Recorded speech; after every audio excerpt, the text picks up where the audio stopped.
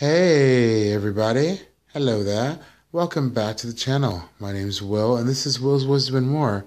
And yes, we are back with the Zodiac, finally, the Zodiac readings for the month of May, August 2015.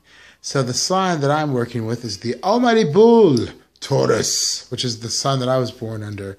And again, this is for all types, I don't care if you're rising, underneath, sun sign, moon sign, green sign, red sign, ghost sign, yes, this is for all types that love or are drawn to the sign of Taurus.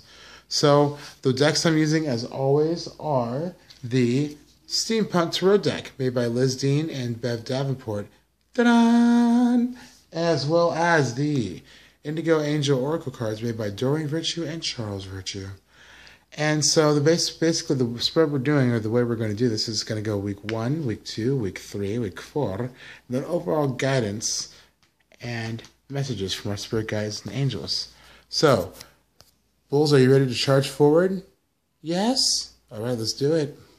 So, the first week of August, Taurus, we have, look at here, the Wheel of Fortune.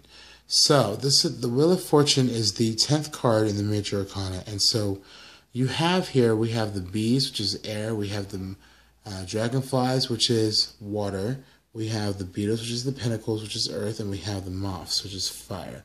All 4 signs are represented here, and the Wheel of Fortune can represent going forward or backward in terms of like finances, or, well, fortune is like, yeah, basically finances or luck. And I get a sense with this is that I feel like August for the Bulls in particular is going to be going forward. I feel like we're coming out of this like July, oh my God, I'm broke, I'm struggling, how am I going to get through this period? And the wheels are going forward, and we're finally seeing the top of the wheel here, where things are getting more clear, we're going forward. So that's a really good sign for the first week of August, okay? And so for the second week of August, we have the moon. So, again, and this is funny because this is my last card reading too for Aries. The moon is paying attention to our intuition.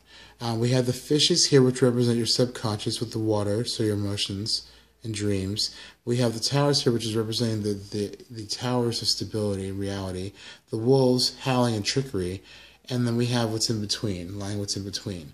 And then it's funny that we have this blue orb back here too, with the moon in the forefront. I feel like that since we had a blue moon at the end of August, or excuse me, the end of July, which is completions, right? So we had a double completion, but we're also going into something new at the same time. So it's kind of like, I really feel like if you're a Taurus for the second week, definitely keep a dream journal or pay attention to what your intuition is telling you, what your inner gut feeling is telling you. Pay attention to what your subconscious is telling you too.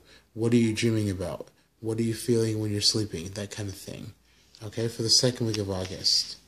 Then we have the third week of August, and we have the 5 of Bees. Okay, so the 5 of Bees is the 5 of Swords, and that can represent a lot of different things.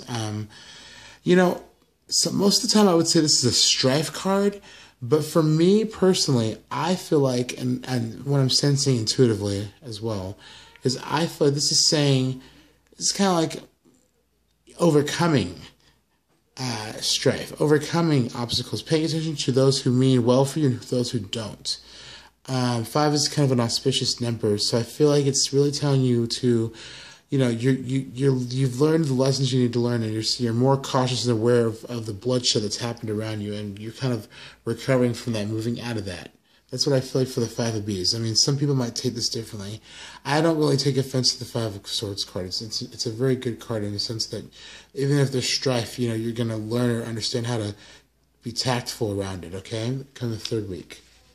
And then we have the 4th week of August, and we have the 10 of Dragonflies. Perfect. Okay, so this is really good too. 10 of Dragonflies, of course, is the 10 of Cups card.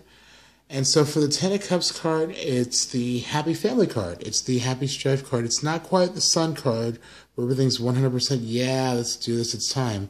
It's more of a sense of like being in a happy medium, of happy prosperity, in touch with your family and your friends and that kind of thing. Yeah, everything's kind of like an emotional bliss, if you will. So, and looking at that, looking back at this, I really feel like for Taurus, Bulls, you guys are going to kind of go forward and have some kind of blessing or financial incoming good thing happen to you at the beginning of the month. Second week, you'll pay attention to your intuition. If there's any conflict between these 2 weeks here, the second and third, you'll know about it, you'll overcome it, you'll be aware of that lesson, and you'll move forward and be able to lean back on your family, friends, and have a happy outcome thus far come the end of August, all right? So let's see what our overall guidance is for August. And we have divine purpose. So real quickly, I'm going to talk about divine purpose. Divine purpose is, you see this angel, she's in a purple gown here, and the purple is the color of spirituality, and she's leaning to the ground. So we're definitely going to be more grounded in August. But what I want to talk about is this background here. There's a rainbow. Rainbows are symbolisms of hope. So I feel like we're going to be really grounded and aware of our purpose or aware of our mission going into August, Bulls. I say we because I'm a Taurus myself. And then we'll be really, and our angels and spirit guides will be on our side. And so we have, and then here we go. Wow. Talk about absolute power. This is our card. This is associated with the bull. This is the high priest card. This is religion, spirituality. It's seeing the unseen. It's not like it's kind of like the magician card, the brother to the magician card, but the sister to the high priestess card. But this is in a religious sense, seeing the unseen, knowing on a religious, spiritual term what's there, what the answers are. We're unlocking the things that we don't see, we don't know about. We're finding the answers, and we're trusting into intuition. So this is also, if you're going to school, this is a really good card telling that you'll be successful in getting the classes that you want, or the teachers that you want, or the subjects you wanted to study as well. So this is really amazing. I'm really impressed with this reading for Taurus for August. It looks like a really good month overall. So yeah, that's it. That's all I have for August, guys. I'm sorry these videos are short, but I'm trying to do the best I can with them and not make them so shaky, more stable, and shorter. So yeah. There we go, Bulls. Enjoy August. Guys, thank you for subscribing. Thank you for checking out my channel. I do appreciate it. Namaste, guys. Have a wonderful day, and I'll see you soon.